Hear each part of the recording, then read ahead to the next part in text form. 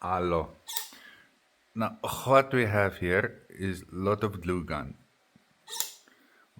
ESP32C3 Mini, servo motor, lots of glue gun, a piece of sheet 3D print.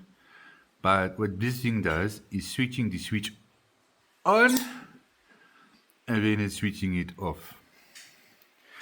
Now, the point is the ESP32 Mini connects via home Wi-Fi to a website, sunsetsunrise.org, calculates the time sun rises and sunset is, and then gives a command through to activate the server.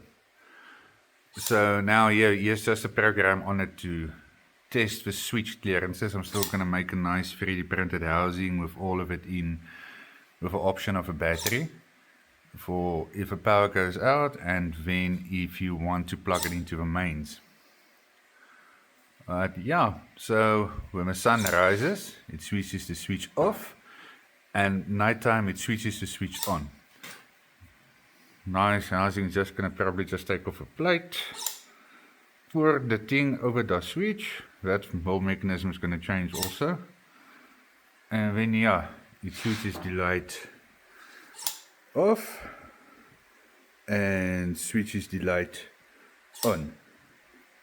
Goodbye.